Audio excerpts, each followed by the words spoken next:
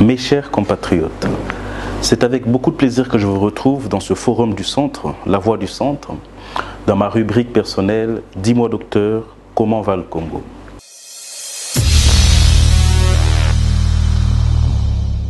Je voudrais vous proposer pour cette semaine de revenir sur les deux interventions médiatiques du président de la République. D'abord l'interview qu'il a eue sur France 24 et RFI, mais aussi son adresse à la nation le 30 juin dernier. Premièrement, je voudrais saluer le président de la République qui a donc enlevé toute argumentation aux extrémistes et ceux qui combattent la coalition FCC-Cash en réaffirmant donc que c'est la seule solution raisonnable compte tenu du contexte particulier inédit d'après les élections du 30 décembre dernier. Cette coalition, qui n'est pas juste un rassemblement d'individus, mais plus un rapprochement à la fois idéologique, mais aussi par la définition des objectifs communs que chaque camp partage pour justement le bien-être des Congolais, pour résoudre les problèmes de chômage, le problème de sécurité qui est récurrent, mais aussi et surtout cette problématique des conditions sociales et de relance économique dans notre pays. Il était donc important que nous puissions assurer, après les élections du 30 décembre 2018, la stabilité de nos institutions, qui est une condition primordiale et nécessaire d'une relance économique souhaitée par tous.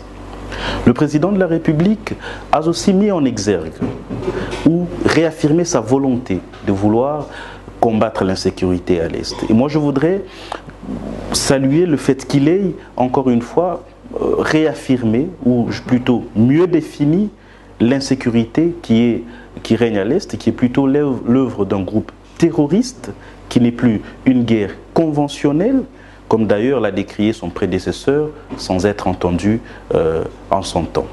Et puis obtenir le soutien d'un certain nombre de partenaires, dont les Américains.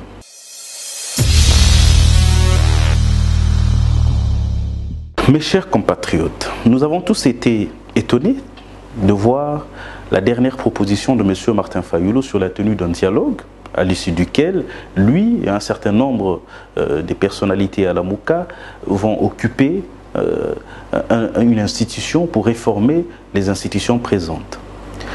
Je voudrais donc tout de suite dire que le Congo a changé. Peut-être que la Mouka ne l'a pas compris. Le Congo n'a plus besoin des individualités ou des personnalités fortes. Le Congo a besoin des institutions fortes. Et l'image ou l'exemple le plus éloquent a été cette passation de pouvoir le 24 janvier dernier entre un président de la République sortant, jeune, qui avait tout l'appareil de l'État entre ses mains, laisser le pouvoir au profit d'un autre président de la République élu par le peuple congolais.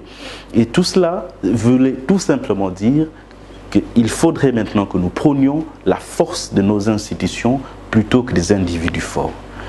Tout cela pour dire que nous ne pouvons pas mobiliser tous les moyens de l'État, mettre notre drapeau en berne, mettre une pause à cette dynamique de relance de notre vie démocratique uniquement pour satisfaire les velléités d'un seul individu qui comprend que après être propulsé sur le devant de la scène à l'issue des élections dernières, lorsqu'il a été choisi comme candidat commun de l'opposition ou de la Mouka dans des circonstances d'ailleurs du moins obscures, et qu'il comprend qu'aujourd'hui dans l'opinion il perd du terrain et qu'il redevient l'homme politique ordinaire ou de seconde zone comme il est habitué à l'être, veut à tout prix occuper une position qui les garde au devant de la scène. Et mes félicitations vont aux sympathisants de la Mouka qui ont compris cette supercherie, qui ont compris qu'ils ne peuvent pas continuer à être manipulés par un individu, par une personne qui n'a que pour seul objectif de se garder lui-même sur le devant de la scène politique. Donc nous pensons qu'il n'est plus temps au Congo à revenir sur des palabres interminables, étant donné que la crise de légitimité, s'il y avait, elle aurait pu être prouvée devant la Cour constitutionnelle, mais aucune preuve depuis lors n'a jamais été apportée. Et donc, nous pensons que le Congo est au moment où nous devons le reconstruire, nous devons continuer ce processus de changement et de développement de notre pays entamé par Joseph Kabila il y a de cela 18 ans.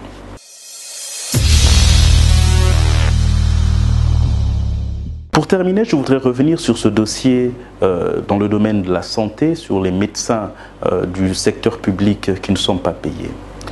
Mes chers compatriotes, pour un petit rappel, en février de cette année, nous avons, nous, médecins du secteur public qui ne sommes pas primés, avons entamé de mouvements de protestation qui ont abouti d'abord à l'interpellation du président de la République qui nous a reçus et qui nous a donné une promesse ferme, celle de pouvoir résoudre notre désidérata. Mais aussi à un atelier qui a eu lieu au mois de mai dernier à l'hôtel Béatrice, qui, dès ses premiers résultats, c'est-à-dire le dressement de la liste de ceux qui doivent être payés, a connu un couac. C'est-à-dire qu'il y a eu plus de 2 ou 3 000 médecins qui ont été omis de cette liste qui est issue de l'atelier de Béatrice. Ces médecins omis, ainsi que les médecins qu'on appelle du premier lot, ont continué leur pression et actuellement des travaux se déroulent au ministère du Budget et grande est notre déception d'apprendre que cette promesse du président de la République ne sera pas tenue dans le temps. C'est-à-dire que sur les 8 000 médecins à payer, il n'y aurait de l'argent que pour 500. C'est insultant. Parce que tous les sacrifices qui ont été faits, qui ont été consentis, ne peuvent pas être tout simplement anéantis, ne peuvent pas tout simplement être jetés à l'eau. Et surtout, la parole du président ne peut souffrir d'aucune faiblesse. La promesse du président de la République doit se réaliser parce que c'est le président qui a parlé. Dans ce pays, il n'y a aucune autre autorité à part Dieu au-dessus de lui. Donc nous interpellons tous les experts du ministère du Budget, tous ceux qui sont impliqués dans ces négociations, de travailler en tenant compte du fait que le président de la République ou sa parole ne peuvent pas faillir, elle doit tout à fait rester crédible. Sinon, ils n'auront rien résolu et les médecins non primés ne vont que prendre acte et prendront leurs responsabilités. Je vous remercie.